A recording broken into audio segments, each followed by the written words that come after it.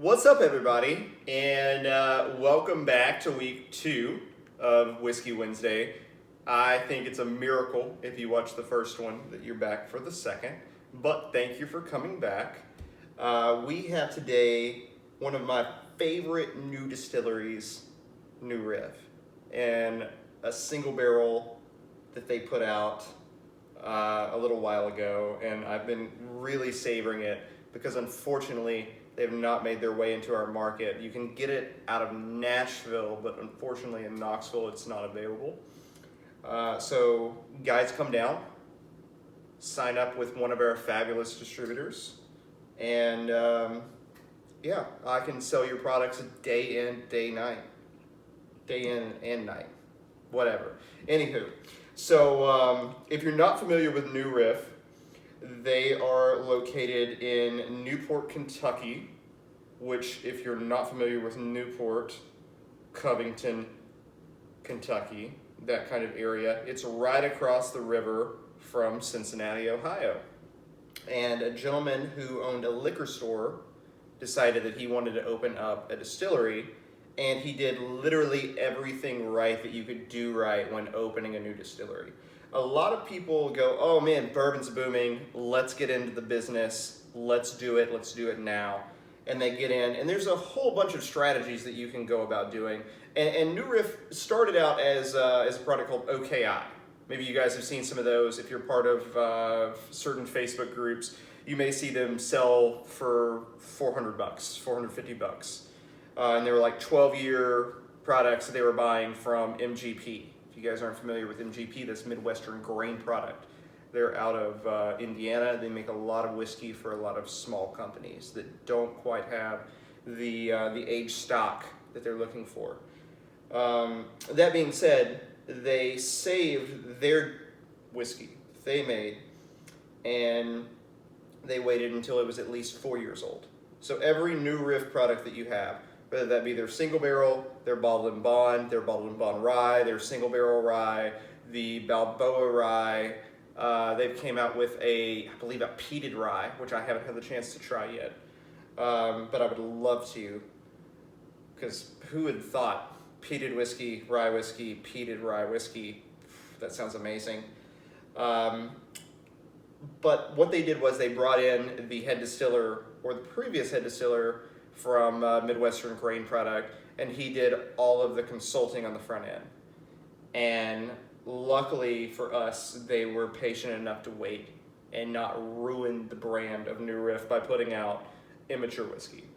That being said, this is a 4-year bourbon, and it clocks in at, this one is 111.6 proof, or for all of you out there that prefer the ABV, 55.8. And this was barrel number 15-3196. Great whiskey, great bottle. These are $49.99. I bought this at a gas station in Kentucky that was also a liquor store that I may or may not have told a bus driver to pull into, thinking that it was a much nicer liquor store than it was. And it's a lie. Somebody muled this bottle to me from Kentucky. It was a different New Riff single barrel that I took. Anywho, that's semantics. Let's get past it. Let's get into this whiskey and give it a nose and see kind of what this whiskey's all about, right? So last week we talked kind of about softer bourbons. One of the reasons that is, I didn't bring this up, but Weller is a wheated bourbon, meaning that with bourbon, the primary grain is corn. You need at least 51% corn. Most people use rye as a secondary grain, and then you need a little bit of malt or malted barley, which is going to be what creates enzymes. And you need those enzymes to create this, to turn the starches into sugars, and you need sugar to create alcohol. And hopefully you don't get any iron in the mix. Oh my goodness, what a mess when you get iron. It completely ruins the whiskey. But Weller's what they call a wheated bourbon, where they replace the rye with wheat, and it makes a much softer whiskey. With New Riff, they use rye as their secondary grain, as most people do. So right off the bat, I mean, we're talking two completely different noses. there's still like this very warm, inviting nose, but there's more of like a baking spice. There's fruit on the front end, and as we dive in, I would almost say like orchard fruit. Like green apple's not there, but it's like a pear, like a very ripe pear. Clove, allspice, and those things are tertiary. They're not like jumping out of the glass, but it's a very well-rounded, very balanced nose. Because there is kind of that sweet, sweet note as well.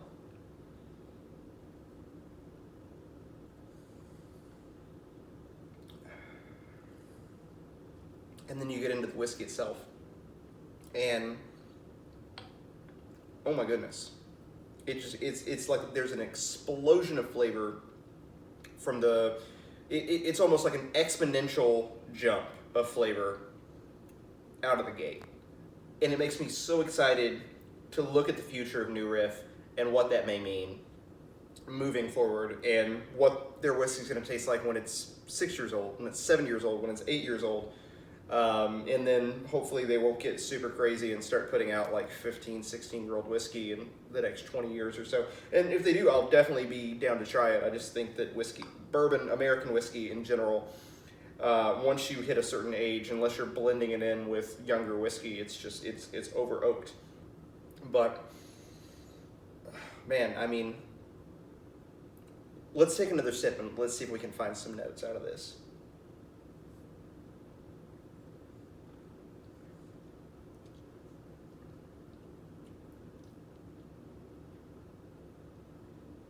So there's definitely the follow through from nose to palate when it comes to the baking spices.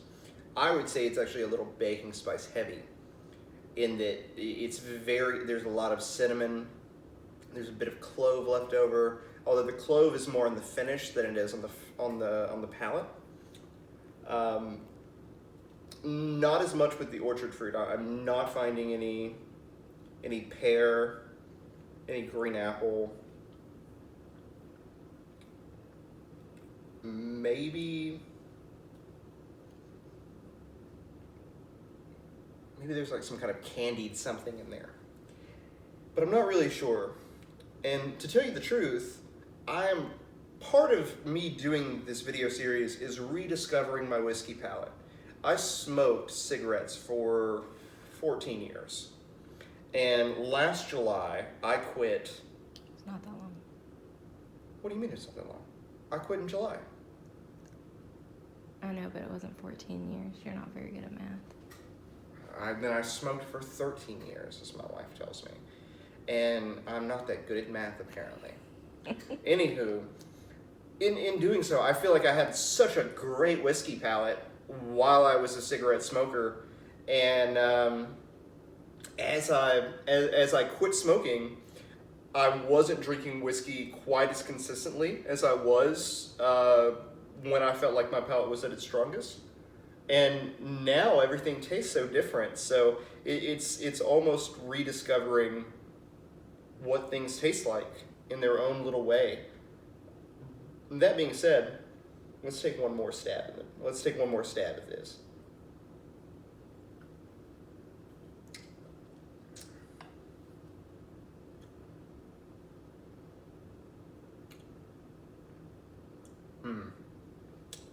Like Werther's Original that was dusted in cinnamon with like a dark chocolate all in the mix. Like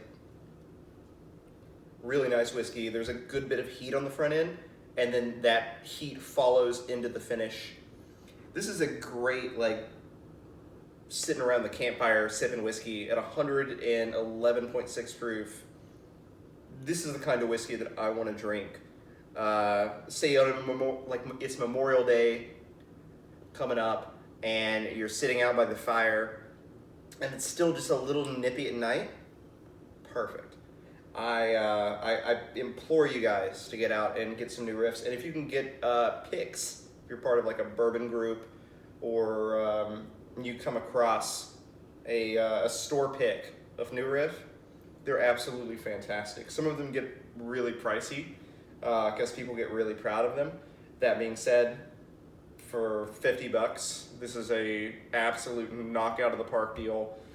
Even at like 55, 65, assuming that you're part of some group and they're paying, for a sticker and for the work that somebody has to do to take the bottle when it's done, turn it upside down, put wax on the top of it, let the wax off or let it drip or whatever. People in bourbon groups have gotten real, they've got their way about doing things. And sometimes that costs a little extra money. I think it's worth it, especially if it looks cool and it's a great conversation piece on your bar. That being said, the weekend's almost over, guys. Thanks for hanging out. The week's almost over. Whatever. I'm new at this. Leave me alone. Let's go. See you guys next week. We'll be drinking something unique.